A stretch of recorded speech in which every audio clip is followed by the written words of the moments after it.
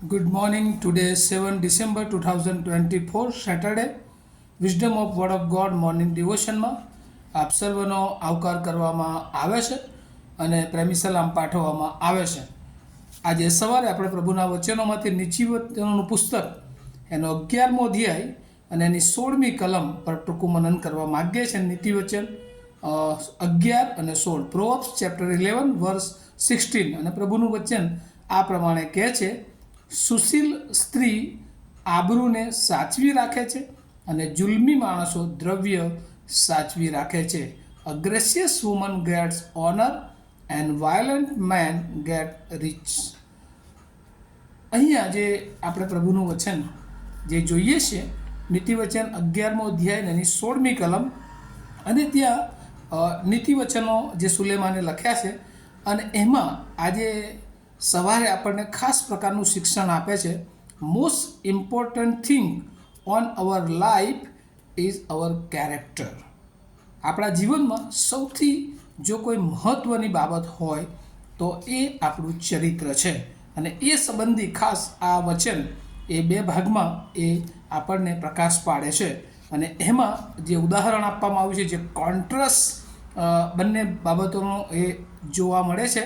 એક ગ્રેસિયસ વુમન અને એટલે સુશીલ સ્ત્રી, અને સામે વાયલન્ટ મેન કે જે જુલ્મી માણસ છે. એ બંને વચ્ચેનો કોન્ટ્રાસ્ટ દ્વારા એ આપણને સમજાવવામાં આ નીતિવચન એ આપણને સમજ પૂરી પાડે છે કે જે ધનવાન માણસ છે અથવા તો જે જુલ્મી માણસ છે, એ પોતાની સાખ સાચવવાને માટે એ પોતાના દ્રવ્ય જે ધન છે એને સાચવી રાખે છે. અને એવું માને છે કે પોતાની પાસે ધન હશે તો એનું સ્ટેટસ, એની રેપ્યુટેશન એ જળવાઈ રહે છે. પણ ત્યાં એ ભૂલ ભરેલી બાબત જોવે છે, કારણ કે બાઇબલ એ કહે છે a gracious woman gets honour. અને એટલે જે કૃપાળુ અથવા તો સુશીલ સ્ત્રી છે એ માન મેળવશે. અને એટલે બે પ્રકારની બાબતો અહીંયા. એક ગ્રેસિયસ વુમન એટલે સુશીલ સ્ત્રી એ પોતાની આબરૂને એ સાચવી રાખે છે. એનો મતલબ શું કે આજે ગ્રેસિયસ વુમન હિબ્રુમાં જો જોઈએ તો આના માટે જે શબ્દ વાપરવામાં આવ્યો છે ને તો એસેથ હેન, અને એનો અર્થ થાય છે કાઇન્ડ હાર્ટ વુમન. જે સ્ત્રીના જીવનમાં દયાળુ છે, દયા છે, અને એવી સ્ત્રી જે બીજાઓને માટે હંમેશા એ મદદરૂપ થવાની ભાવના રાખે છે. અને નીતિવચનોમાં તો જે સદગુણી સ્ત્રી કે જેના જીવનમાં નીતિવચન 30 અને 30 કહે છે એ પ્રમાણે કે જેના જીવનમાં ઈશ્વરની બીક છે, એવી સ્ત્રી એ પોતાની આબરૂને સાચવે છે. અને એટલે પૃથ્વી પર એ જીવનમાં સૌથી મોટી જો અગત્યની બાબત હોય તો એ પોતાનું ચરિત્ર છે, પોતાનું કેરેક્ટર છે. અને જો એ કેરેક્ટર આપણે જાળવી રાખીએ છીએ, આપણે કોણ છીએ એ હંમેશા આપણને ધ્યાનમાં હોવું જોઈએ, આપણને યાદ રહેવું જોઈએ. અને એટલે અહીંયા ટ્રુ કોન્ટ્રાસ્ટ આર હિયર. બે એ કોન્ટ્રાસ્ટ દ્વારા એ પ્રભુ ખાસ પ્રકારનું શિક્ષણ આપણને આપે છે કે honour is bigger than wealth, happiness. સમૃદ્ધિ તો મળતો આનંદ કરતાં એ માણસને જીવનમાં મળતો આનંદ અથવા માન એ વિશેષ છે.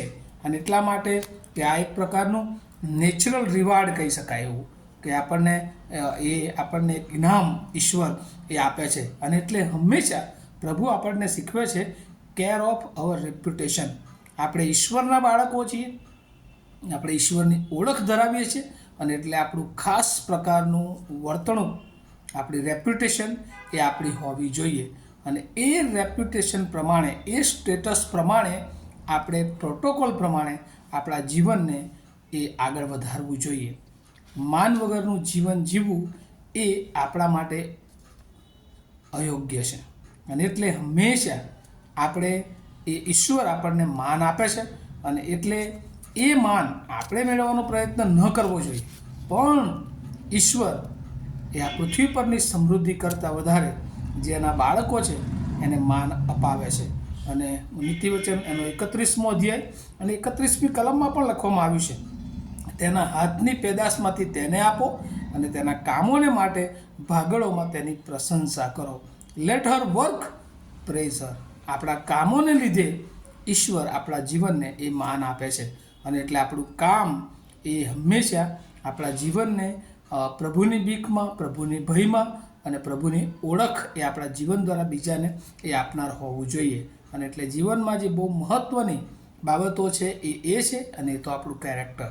અને આજના દિવસમાં આપણે જોઈએ છીએ કે માણસોને શૈતાન એ સૌથી વધારે એ કેરેક્ટરમાં ફસાવી દે છે. પોતાની જે રેપ્યુટેશન છે, પોતાનો પ્રોટોકોલ, અને એની બહાર એ શૈતાન એ લઈ જાય છે, અને ત્યાં પછી તે લોકો એ પ્રભુની બીકની બહાર પ્રભુને ન ગમતા કામો તરફ એ આગળ વધે છે. અને આજે સવારે પ્રભુ આપણને એ શીખવે છે કે care about our reputation, care about our protocol.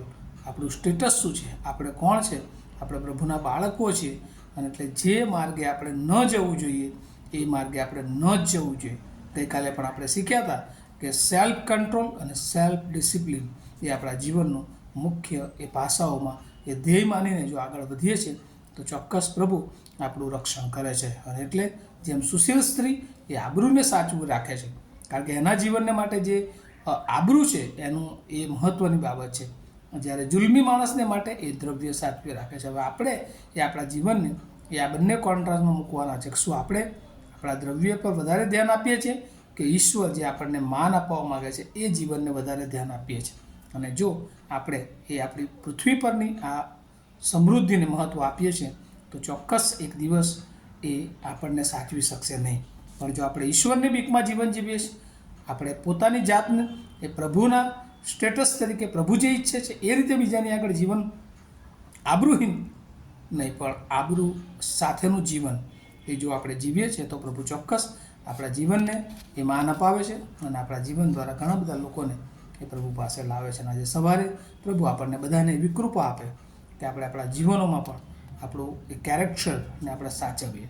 વાણી, વિચાર અને વર્તનમાં હંમેશા આપણે બીજાઓને એ નમ્ર બનીએ, કારણ કે પ્રભુ ઈસુ ખ્રિસ્ત પણ એક ધનવાન માણસ એ પ્રભુ ઈસુની પાસે આવે છે અને કહે છે કે આ બધું ધન આજે રાત્રે હું તારો જીવ લઈ લઈશ, કારણ કે એ ધનવાન બધું આપણે અહીં દ્રવ્ય પણ અહીંયા જ મૂકીને જવાનું છે, અને આ પૃથ્વી પરથી જે કંઈ લઈ જવાનું છે એ એક નમૂનો, એક આપણું જીવન, કે આપણે ગયા પછી પણ ઘણા બધા લોકો એ પ્રભુના નામથી આપણને ઓળખે. અને વાલાઓ, આ જીવન પ્રભુ ચાહે છે, અને પ્રભુ આ પૃથ્વી પરનું જીવન નહીં પણ અનંતકાળિક જીવન સુધી તમને મને એની કૃપામાં લઈ જવા માગે છે. આ વચનો દ્વારા પ્રભુ એની કૃપા આપણે સર્વને આપે. આવો આપણે પ્રાર્થના કરીએ.